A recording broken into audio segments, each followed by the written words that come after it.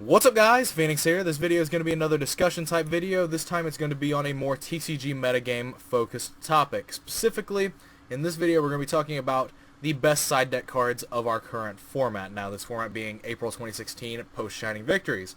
I have to say that because I know that sometime in the near future someone's going to comment and be like, what are you talking about? These decks aren't relevant. Like, come on now. It's relevant for the time of the video.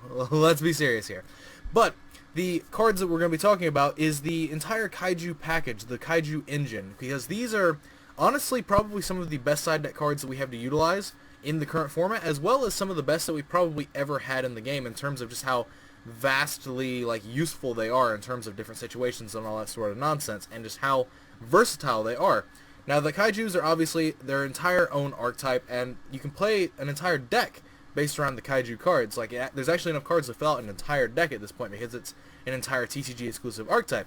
But honestly, the most use that these cards have been getting and has been popping up in different side decks and some main decks of decks in tournaments across the TCG player base and tournament scene is that people have just been siding some Kaijus, and maybe even a larger package with Kaijus and Interrupted Kaiju Slumber, which are basically just a very good little sub-engine, and Interrupted Kaiju Slumber is a very, very good card in itself because it's literally Dark Hole, Emergency Teleport, and Rhoda, all built into one card. It's absolutely insane. But the Kaiju cards are actually just really, really very, very good in terms of if you're looking for some side deck slots and your deck is capable of siding in, 5 to 6 cards, you should definitely consider some Kaijus. Even if you can only side in 2 or 3 cards, you could definitely just put a playset of Gamma Seals, which is the weakest Kaiju that currently exists that you can summon to your opponent's side of the field. And you can actually just have good strengthened matchups against certain decks. Specifically, Cosmo and BA and Monarch, the 3 driving forces of our current format, are all very, very vulnerable to Kaijus. And in fact, the entire game of Yu-Gi-Oh! Is very vulnerable to Kaijus at this specific point in time. But not a lot of people have been actually picking up on this. The fact that the Kaijus are actually just really, really good and could probably just answer any problem that you're actually trying to find a solution for. Now, specifically right now, we have the new Cosmo support from Shining Victories and the Fire King Cosmo deck itself. You have big oppressive bodies that can enter the board like Cyber Dragon Infinity, Cosmo Dark Planet, Cosmo Dark Lady.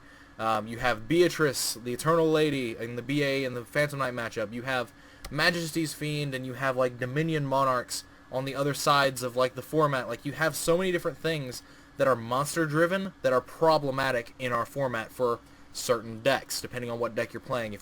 Even if you're playing a tier 1 deck, or even if you're playing all the way down to some tier 2 or tier 3 strategy that's you're still trying to keep competing with, Kaijus have the answer to basically all of these problems in the form of, they have an amazing card in the form of Interrupted Kaiju Slumber, which if you don't know what that card does, let me relieve you from your status of living under a rock for a while, and let me tell you what this card does. This card dark holes the board, and then you pick 2 Kaijus from your deck with different names, you give one to your opponent, and you put one on your side of the board. So you special summon them both to the field. They have to attack that turn, they can't change their battle position. They have to attack if able at any given point.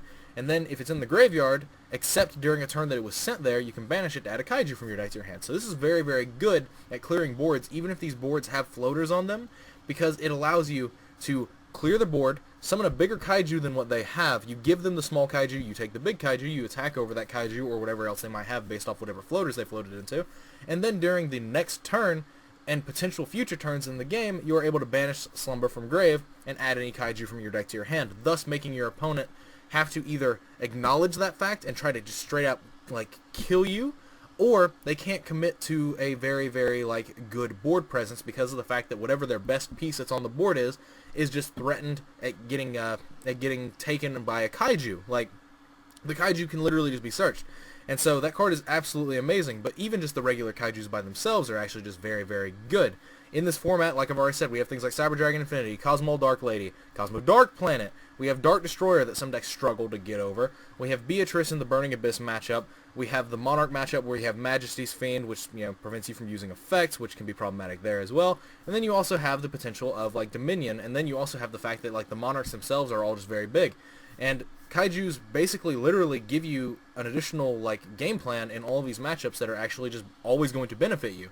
because you can give your opponent a kaiju over their Cyber Dragon Infinity, over their Dark Destroyer, over their Dark Planet, over literally anything, and make it easier for you to deal with. The fact that this card doesn't destroy, the fact that these kaijus do not destroy, and they cannot be responded to, they literally do not care about anything in the game, and the game is so heavily monster driven at its current point in time because it's been power creeped so heavily that these cards just have insane amounts of value. Now, we've had cards like this in the past in the form of Lava Golem and Volcanic Queen, but those cards, when you summon them, they take up your normal summon for the turn. You can't normal summon the turn you summon them to your opponent's side of the board.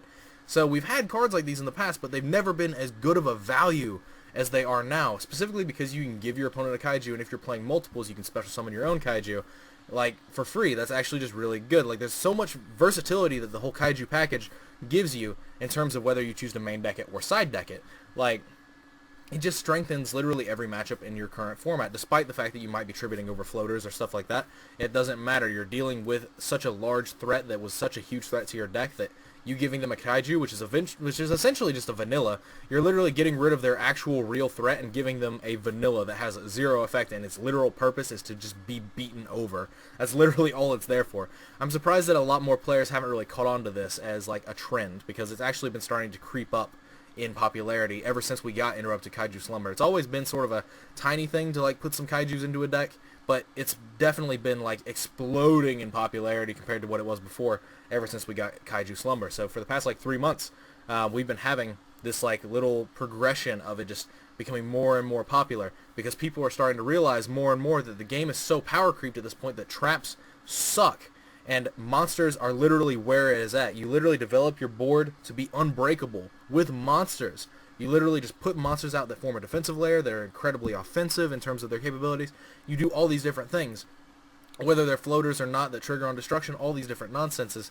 Like, kaijus literally do not care about whatever the condition that these monsters put on the board is, as long as it says you contribute it, and as long as it doesn't prevent you from special summoning. And there's literally only like 2 or 3 instances in the game where you are not going to be able to summon a kaiju, and that is like over things like Vanity's Fiend, if Vanity's Emptiness is face up, if Mask of Restrict is face up. That's literally like it.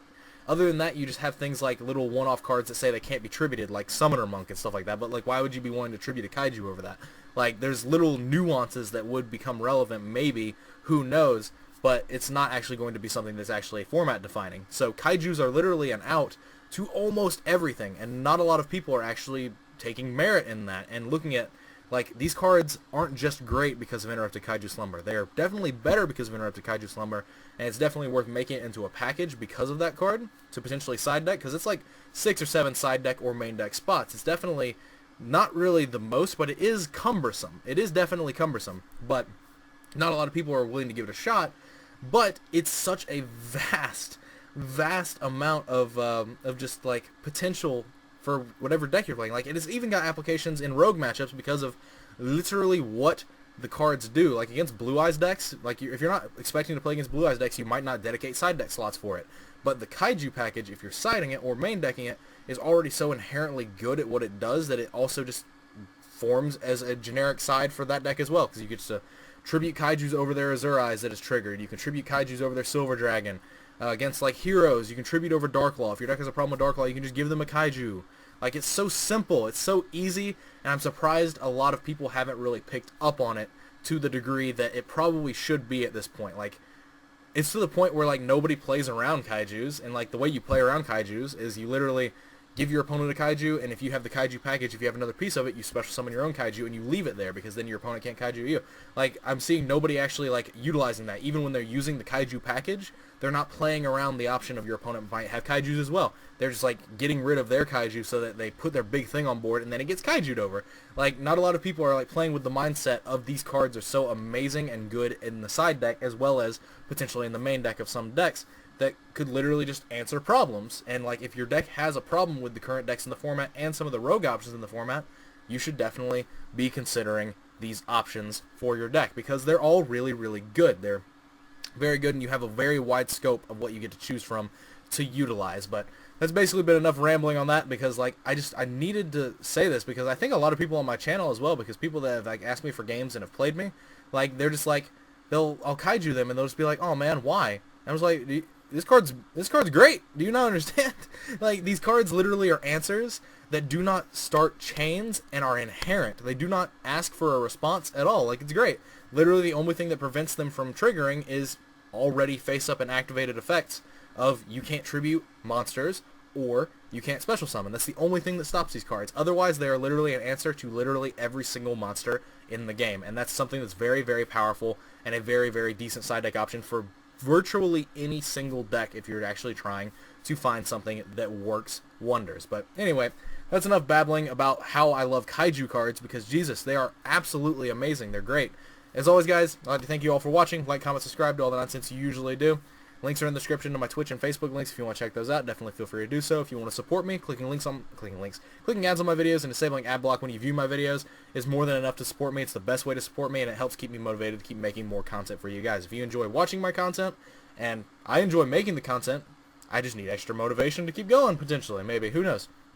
If you could take this few seconds out of your day to do this sort of things for me, then you would have my eternal gratitude, and it would be greatly appreciated. But other than that, that's just kind of been all I want to talk about. Just, like, not a lot of people that I've been talking to or seeing are acknowledging just how good the kaiju package is as a main deckable or side deckable option. Because, yes, like I said, it is like 6 to 7 cards, but that's definitely not a lot when you consider just how much ground it covers. If I could have half of my side deck literally be playable against every single matchup I'm ever going to play in Yu-Gi-Oh! From now until the end of time, potentially, yes, absolutely. That is an investment I'm 100% willing to make. But anyway, that is all for this video. That's been all on this topic. Let me know what you guys think about it in the comments down below. And as always, guys, take care.